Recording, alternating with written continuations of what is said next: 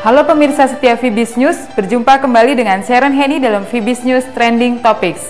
Berita dalam negeri, pemerintah segera membangun sejuta rumah untuk masyarakat berpenghasilan rendah atau MBR tahun ini dengan uang muka hanya 1% dan fasilitas likuiditas pembiayaan perumahan atau FLPP sebesar 4 juta rupiah untuk uang muka. Selain itu, bunga kredit ditetapkan fix 5% setiap tahunnya untuk masa kredit 15 hingga 20 tahun.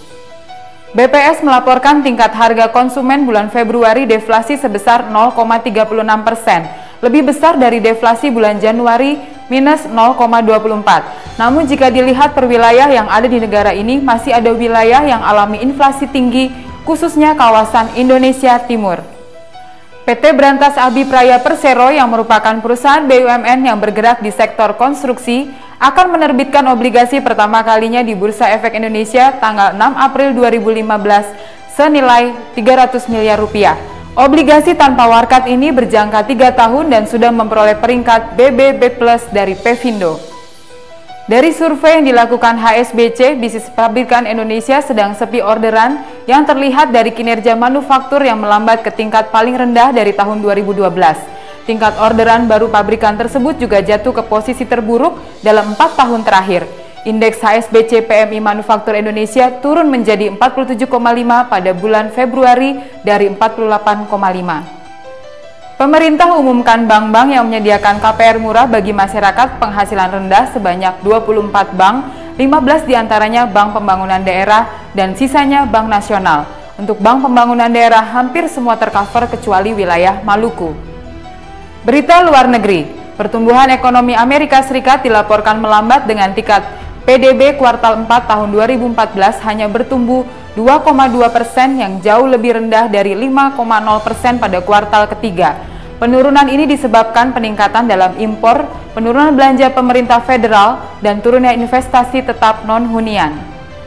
Tingkat pengangguran di kawasan Eropa berhasil turun ke posisi terendah sejak bulan April 2012, di mana Eurostat mencatat tingkat pengangguran negara-negara kawasan tersebut 11,2% atau berkurang sebanyak 156.000 orang dari 23,8 juta orang pengangguran pada bulan Desember 2014.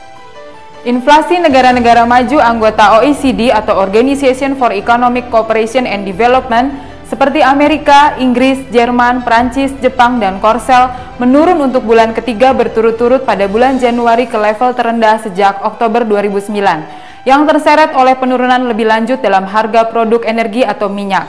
Inflasi negara-negara tersebut naik 0,5% yang lebih rendah dari bulan Desember 1,1%. Pemerintah Tiongkok memangkas target pertumbuhan produk domestik bruto atau PDB menjadi 7% untuk tahun 2015. Yang merupakan tingkat PDB terendah dalam 11 tahun dan target ini masih sesuai dengan ekspektasi pasar. Target sebelumnya tahun lalu pemerintah menargetkan PDB tahun ini 7,5% dengan keyakinan ekonomi akan melaju.